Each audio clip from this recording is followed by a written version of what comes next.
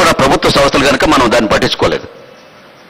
After that 2000లో మనం ఇచ్చిన new exporting licence పాలసీలో 2000లో తీసుకున్న పాలసీ ప్రకారం ప్రైవేట్ బిడ్డింగ్ ని ఆహ్వానించడం జరిగింది. ఏదో రిలయన్స్ అవనండి, గుజరాత్ అవనండి, ఇంకా అనేక సంస్థలు మల్టీనేషనల్ కంపెనీలు కూడా దెర్ కమిట్ ఎ బిడ్. ఆ రకంగా ఈ యొక్క పాలసీని పబ్లిక్ ప్రైవేట్ పార్ట్నర్షిప్ లో తీసుకురావడం వల్ల ఆ క్వశ్చన్ ఉత్పన్నం అయ్యి అది ఇప్పటికీ అవసరం అనుకుని మీరు క్వశ్చన్ చేసినప్పుడు పార్లమెంట్ లో జవాబు చెప్పారు ఇది నేషనల్ ప్రాపర్టీ అని. అంతేగాని it's not the lack of this, అది నేషనల్ ప్రాపర్టీని మీరు ఒప్పుకోవాలా, ఎందుకంటే భూమిలో ఉన్నది లేదు కాదు. మధు గారు మీరు నేషనల్ మీరు ఇప్పటికి జవాబు గుర్తుకొచ్చిందని మీరు అడిగారు. ప్రాపర్టీ ఆఫ్ ది నేషన్ అని ఎవర్ దట్ ఒప్పుకున్నా సార్, ఒప్పుకోకుండా లేవు ఇక్కడ. కానీ ఈ యొక్క స్టేట్ కి ఇవ్వాల్సిన షేరింగ్ ఇవ్వలేదనే ఉద్దేశంతో మా ముఖ్యమంత్రి గారు ఫైట్ చేశారు. ఆ విషయాల్లో అది సాధించగలిగి ఆనాడు ఈ గ్యాస్ ఆధారిత ఈ పవర్ ప్రాజెక్టులు కానీ ఈ యొక్క ఫెర్టిలైజర్ కానీ తీసుకురాగలిగారు. ఇంకా ఈ యొక్క రాయల్టీ గురించి కూడా సత్యనారాయణ గారు ఈ షేరింగ్ మీరు ఒక్క సూటి ప్రశ్న అంటే మధు గారు వేసిన సూటి ప్రశ్న సమాధానం చెప్పారు. ఇంకొక ప్రశ్న కూడా వచ్చింది. నేను అన్నిటికీ జవాబు చెప్తున్నాను. కాదు మేము చాలా సంతృప్తిగా ఉన్నాము, పూర్తిగా గ్యాస్ మాకు కావాల్సినంత వస్తోంది అని ప్రభుత్వం తరపు నుంచి సోమయాజులు గారు చెప్పారు, ముఖ్యంగా చెప్పారని చెప్పి. కారణం ఏంటంటే చెప్పారని మీరు సంతృప్తిగా ఉన్నారు. గ్యాస్ ఈ రాష్ట్రానికి సంబంధించినంత వరకు గ్యాస్ ఇస్తారన్న విషయాన్ని చెప్పిన మాట ప్రెస్ వచ్చింది. I do agree toss. కానీ ఇందాక బ్రీచ్ ఆఫ్ ప్రివిలేజ్ అని మన విద్యాధరరావు గారు కొన్ని విషయాలు తీసుకొచ్చారు. చట్టసభలో రోషయ్య గారు కరీంనగర్ సంబంధించిన 2000 మెగావాట్ సంబంధించిన పవర్ జనరేషన్ సంబంధించిన గ్యాస్ అన్ని ఇండస్ట్రీస్ లైసెన్స్ రెడీగా ఉన్నాయి. గ్యాస్ లింకేజ్ ఒకటి అంటే నేను చెప్పేది ఒకటే, ఇక్కడ గ్యాస్ అనేది అగ్రిమెంట్ అవ్వకుండా మనకి ఒక ఇండస్ట్రీకి కావాలన్న గ్యాస్ లింకేజ్ అగ్రిమెంట్ అవ్వకుండా ఆ యొక్క ఇండస్ట్రీని మొదలు పెట్టడం కరెక్ట్ కాదని మాత్రం రోషయ్య చెప్పారు. I'm also in the assembly. అది క్లారిటీ ఆఫ్ రెస్పాన్సిబిలిటీ చెప్పారు కదా. బ్రీచ్ ఆఫ్ ప్రివిలేజ్ అనే విషయం మాట్లాడినప్పుడు I hat it because I'm also on the present on the assembly the floor. So it's not correct also. రెండో విషయాన్ని మనం 2000 మెగావాట్స్ పవర్ ప్రాజెక్ట్ చేయడానికి ఈ ప్రభుత్వం గ్యాస్ తీసుకొచ్చి ఇండస్ట్రీ పెట్టి ఇవాళ లిఫ్ట్ ఇరిగేషన్ నడపాలని ప్రభుత్వం లక్ష్యంగా ఉంది. తప్పకుండా దాని గురించి మేము ఆల్రెడీ ల్యాండ్ ఎక్విజిషన్ అయినాయి, ఇతర క్లియరెన్సెస్ వచ్చాయి.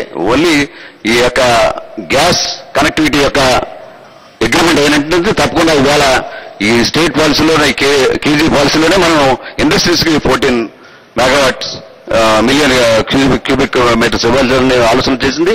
అలాగే పైప్ లైన్ కు కన్జ్యూమర్ సిఎన్జీ కింద 7 నుంచి 8 మిలియన్ క్యూబిక్ మీటర్స్ ఇవ్వాలని ఆలోచన చేసింది. అలాగే పవర్ జనరేషన్ కి 18 మిలియన్ క్యూబిక్ మీటర్లు ఇవ్వాలని టోటల్ గా మనం ఈ యొక్క కేజీ బేసిన్ నుంచి ఇవ్వడానికి ఆలోచన చేసిన ప్రక్రియలో భాగంగానే ఆనాడు 6 న్యూ ఎక్స్పోర్ట్ పాలసీలు 2000 చేసినప్పుడు జరిగిన పాలసీ ఒకటే.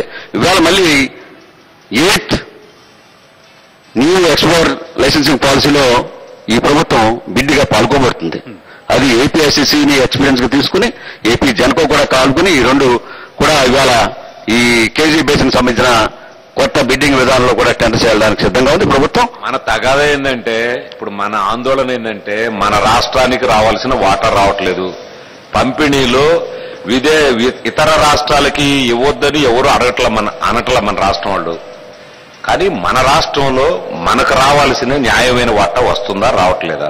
ఇప్పుడు మీరేమో ముఖ్యమంత్రి మధు గారు ఒకటే నీ వేళ గ్యాస్ బేస్డ్ ఇండస్ట్రీస్ ఉన్నాయి, పవర్ లేదని చెప్పండి. ఈ రోజు వరకున్న ప్లాన్ చేయలేదని మాత్రం వాస్తవం. గత ప్రభుత్వం చేసినా ఈ ప్రభుత్వం చేసినా గ్యాస్ ఆధారిత ప్రాజెక్టుల్ని ఇవాళ గుజరాత్ ఎగ్జాంపుల్ మనం డిస్కషన్ అయింది. ఇప్పుడు గుజరాత్ లో గ్యాస్ గ్రిడ్ ఏర్పాటు చేసుకున్నాం, గ్యాస్ బేస్డ్ ఇండస్ట్రీస్ ని ప్లాన్ అవుట్ చేసుకున్నారు. ఆంధ్ర రాష్ట్రం మీరు కానీ గత ప్రభుత్వం కానీ ఎవరైనా కూడా అసలు మనం పరిశ్రమలే ఏమీ ప్లాన్ చేయకుండా చాలా తక్కువ పెట్టుకుని అంత తక్కువ వస్తే సరిపోయింది అని అనుకోవడం ఏమైనా న్యాయంగా ఉంది? అనుకోవడం అనేది నేను ఒప్పుకోవట్లేదు. కారణం ఏంటంటే ఈనాటి వరకున్న పవర్ బేస్ గ్యాస్ ఆధారిత ప్రాజెక్టులకి ఈనాడు సప్లై చేయగలిగాం అనే విషయాన్ని మేము చెప్తున్నాం. కానీ కాదండి. ఇంకా పవర్ ప్రాజెక్ట్ కరీంనగర్ గురించి వచ్చిన ప్రాజెక్టు కూడా 2 megawatts power generation Karimnagar plan చేసాం. దానికి కూడా ఇవాళ ఈ గ్యాస్ అడుగుతున్నాం. ఇంకా ఎవరైతే ప్లాన్ చేసామో దానికి డిమాండ్ చేయడానికి ప్రభుత్వం సిద్ధంగా ఉంది. సరఫరా చేయమనే కదా మా ముఖ్యమంత్రి డిమాండ్ చేసింది కూడా. ఈ గ్యాస్ ఈ రాష్ట్రంలో దొరుకుతున్న గ్యాస్ ని ఈ రాష్ట్రంలో భాగం పంచిన తర్వాత ఇతర రాష్ట్రాలు పట్టుకెళ్ళాలని ఈ డిమాండ్ ప్రధానంగా ముఖ్యమంత్రి డాక్టర్ అశోక్ గారు చేస్తున్నారు. దాంట్లో ఎక్కడా కూడా మీకు డిమాండ్ అవ్వట్లేదు. రెండోది ఏంటంటే రాయల్టీ అనేది ఇంకో ఇష్యూ వచ్చింది మీ దగ్గర. సత్యనారాయణ గారు జనరల్ గా చెప్పడంలో రాజకీయంగా మనం ఏం ఫ్యాక్ట్స్ మీద వెళ్తున్నాం మనం. మేము ఒకటి అడుగుతున్నాం, ఈ రోజు ప్రజలు ఒకటి అడుగుతున్నాం. ఎన్టీపీసీని మన రాష్ట్రంలో వాళ్ళకి తక్కువ రేటుకి ఒప్పందం జరిగింది. ఎన్టీపీసీ గానీ మన రాష్ట్రంలో ఒక ప్లాంట్ పెడితే గ్యాస్ వస్తుంది, ప్రొడక్షన్ వస్తుంది. మీరు అడుగుతున్నారా? మీరు అడగట్లేదని మేము అంటున్నాం. మేము అడుగుతున్నారా? మీరు ఒకటే నేను ఒకటే అడుగుతా. ఇది 2.39 ఒక పవర్ అగ్రిమెంట్ అయిందనేది వాళ్ళ డిస్ప్యూట్ బిట్వీన్ ది బ్రదర్స్. 2.9 అనేది ఎన్టీపీసీకి సంబంధించిన అగ్రిమెంట్ అనేది ఒక పాలసీలో మనం డిస్కస్ చేసాం.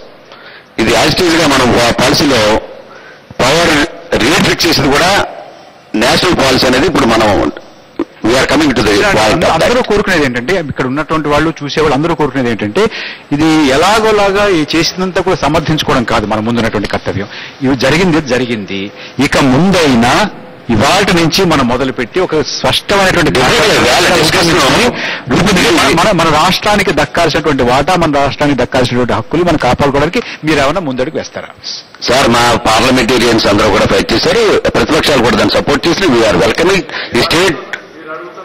అంటే ఈ రోజు ministry empowered committee of ministers ఒక రేటు చెప్పారు, అది న్యాయం కాదని మేము అంటున్నాం.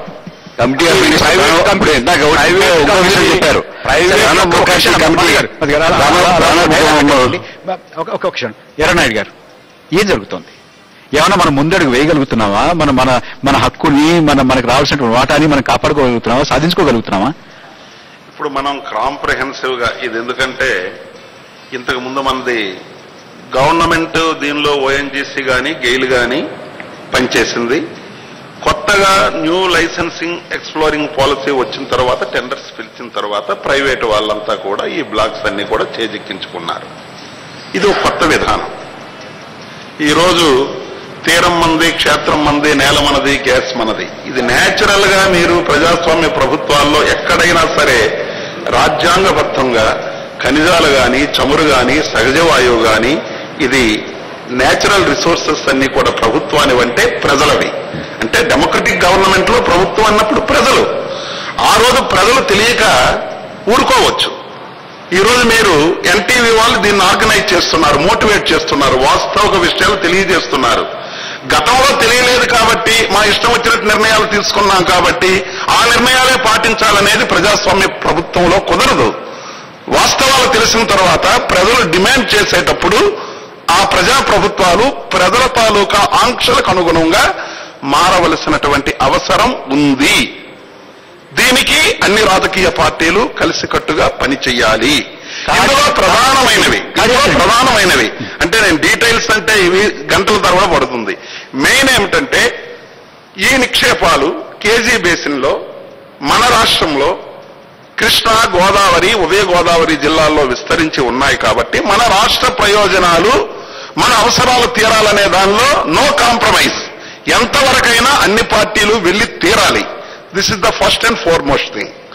సెకండ్, చీప్ గ్యాస్ రావాలి. వాళ్ళు ఇష్టం వచ్చినట్టు లెక్కలు లేకుండా, ఆడిట్ లేకుండా, కాగ్ నివేదికకి స్పష్టం లేకుండా, వివరాలు ఇవ్వకుండా నేను 70,000 కోట్లు పెట్టుబడి పెట్టాను అని చెప్పి గ్రూప్ ఆఫ్ మినిస్టర్స్ దగ్గర చెప్పి వాళ్ళేదో రేట్ నిర్ణయించడం కాదు. దీనికి ఒక నిబద్ధత ఉండాలి, ట్రాన్స్పరెన్సీ ఉండాలి. అన్ని పార్టీలకు సంబంధించి నిష్ణాతులైనటువంటి వాళ్ళు, ఈరోజు ఎలక్ట్రిసిటీ రెగ్యులేటర్ అథారిటీ ఉంది, ట్రాయ్ ఉంది, వాళ్ళు నిర్ణయిస్తున్నారు. గ్రూప్ ఆఫ్ మినిస్టర్స్కి ఏం నాలెడ్జ్ ఉంటుందండి? నేను ఆరోపిస్తున్నాను ఈ రోజు, అంటే మా పీతాని సత్యనారాయణ గారు ఉన్నారు, గవర్నమెంట్ తరపున ఒక మంత్రి గాని, కేంద్ర రాష్ట్ర ప్రభుత్వాలు రిలయన్స్ కు అనుకూలంగా పనిచేస్తున్నాయనేది నా తాలూకా ఆరోపణ. ఎందుకు నేను ఆరోపిస్తున్నానంటే, ఈ రేట్ ఫిక్సేషన్ చేసినప్పుడు government of India group of empowerment ministers, what is the base చెప్పండి? నేను ఒకటి అడుగుతున్నాను. ఈఏ శర్మ గారు ఒక లేఖ రాశారు. అతను మన ఆంధ్రప్రదేశ్లో ఒక హానెస్ట్ అండ్ ఇంటిగ్రిటీ ఆఫీసర్ అనేది మా శ్రీకాకుళంలో పుట్టిన వ్యక్తి. నాకున్నటువంటి పరిచయంతో నేను ఆ సర్టిఫికేట్ నేను ఇవ్వగలుగుతున్నాను. కొంతమంది ఖండిస్తే ఖండించవచ్చు. అతను ఎక్కడి వరకు వెళ్ళాడు? ఫైనాన్స్ సెక్రటరీ, ఫార్మర్ పవర్ సెక్రటరీగా చేశాడు. అతను నాతో చెప్పాడు, ముఖ్యమంత్రి గారి కలిశారు 2 సంవత్సరాల క్రితం. ఒక పవర్ సెక్రటరీగా 1 మినిట్ మధు గారు, ఒక పవర్ సెక్రటరీగా మా అందరికంటే నాలెడ్జబుల్ పర్సన్ కాబట్టి మీరు రాకముందు ఆయన మాట్లాడారు. అదే అవ్వచ్చు. నేనేమంటున్నానంటే అటువంటి వాళ్ళు ఇచ్చిన సలహాలు, మన రాష్ట్రంలో పుట్టిన వ్యక్తిగా అతను ఇచ్చినటువంటి సలహాలు తీసుకొని ఆ విధంగా మనకు ముందుకు పోవలసినటువంటి అవసరం ఉంది. అతను లేఖ రాసేటప్పుడు కొన్ని ప్రశ్నలు కూడా వేశారు. దానికి ఇంతవరకు ప్రభుత్వం నుంచి సమాధానం లేదు. మనందరం ఆలోచించవలసింది ఇక్కడ ఉన్నందు వాళ్ళు, మన ప్రయోజనాలు మన అవసరాలు తీరాలి, కాంప్రమైజ్ లేదు. తర్వాత చీప్గా కావాలి.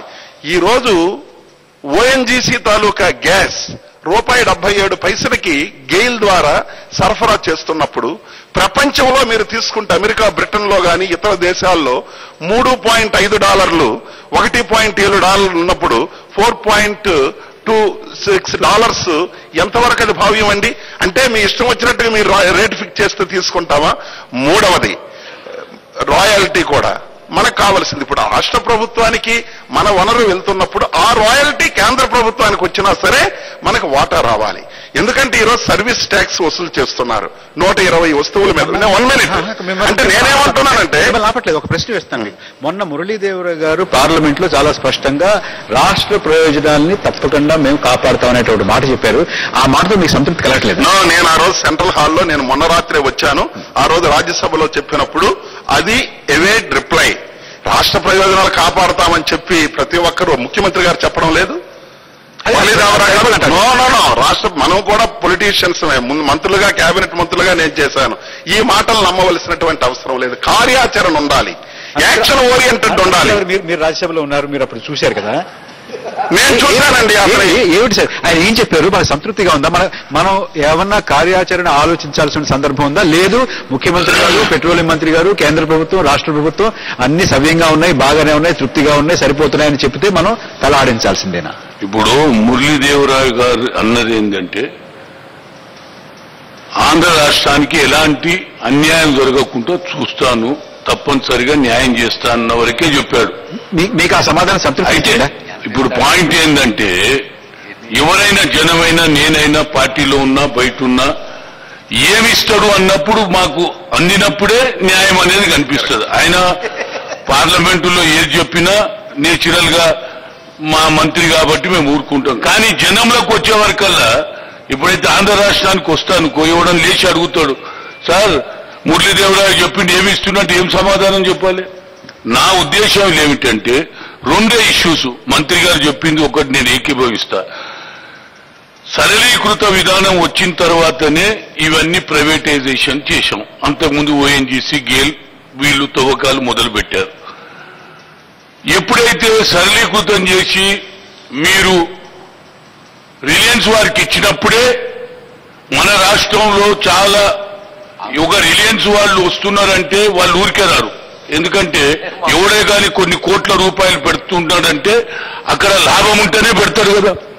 అక్కడ గ్యాస్ ఉన్నది కాబట్టి వస్తున్నాడని మనం ఈ ప్రభుత్వం కానీ గత ప్రభుత్వం కానీ నాకు బాగా తెలుసు. 2002లో నేను అప్పుడున్నటువంటి పెట్రోల్ మినిస్టర్ దగ్గర పోయి స్పెక్ట్రమ్ పవర్ ప్రాజెక్టు గురించి 200 మెగావాట్ నుంచి ఇంకా అదనంగా 200 మెగావాట్, అది జీవీకే కావచ్చు, వీరి కావచ్చు, మా దగ్గర గ్యాసే లేదని చెప్పారు.